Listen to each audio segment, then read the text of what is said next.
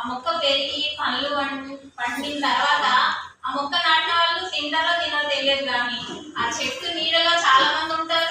ఇప్పుడు వయసు వచ్చింది ఇక్కడ వెంట కొడతా ఉంటే ఆ చెట్టు కిందకి వెళ్ళి కాసేపు రిలాక్స్ అవుతాం. ఆ మామిడి పండు కానీ ఏదైనా కాస్త దాన్ని కోసుకొని తింటాం, అది అందరికి ఉపయోగపడుతుంది.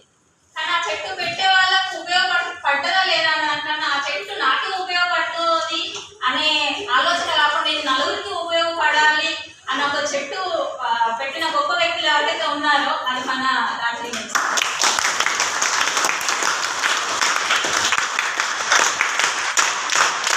ఎందుకంటే ఇప్పుడు ఒక ఫ్యామిలీ చూడండి, వాళ్ళ గ్రాండ్ ఫాదర్ ఎవరో చెట్టు పెడితే వాళ్ళ పిల్లలు, వాళ్ళ తరాల పిల్లలు, వాళ్ళ తరాల పిల్లలు ఆ చెట్టు పళ్ళు ఎలా తింటారు. ఇప్పుడు ఈ ఆర్సిటీ బిల్డింగ్ ఎంతో మందికి ఉపాధి ఉంది.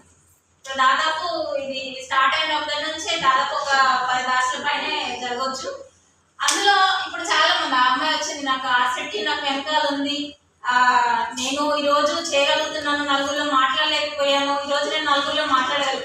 ప్రతి ఒక్క మహిళకు వెనకాల అసలు పుట్టినింటి వాళ్ళు సపోర్ట్ ఉన్నా లేకపోయినా ఆర్సిటీ మేము ఉన్నాము అని. ఇంకొక విషయం ఏంటంటే నేను చాలా చోట్ల వర్క్ చేశాను. దాదాపు మనకు 26 ఇన్స్టిట్యూట్ ఉన్నాయి తెలంగాణ అండ్ ఆంధ్రప్రదేశ్.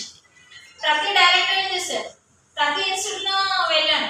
కానీ అందరూ ఎలా ఉంటారంటే మా టైం అయింది వచ్చినాము, మా టైం అయింది వెళ్ళినాము అంటే కొంచెం ఇంట్రెస్ట్ ఉంటే కొన్ని యాక్టివిటీస్ కొంతమంది చేస్తారు.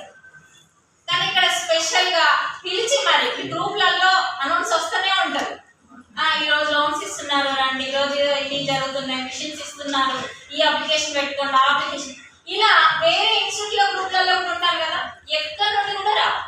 వాస్తవం అంటే పని చేయడం వేరు, దాని ఇష్టంగా కష్టపడి చేయడం వేరు, నలుగురికి ఉపయోగపడేలాగా చేయడం వేరు. మన పని మనం చేసుకుని వెళ్ళిపోదాం కాకుండా ఇది నలుగురికి ఉపయోగపడాలి అని. సార్ మీ గొప్ప మనసుకి నిజంగా సార్ హృదయపూర్వక నమస్కారం.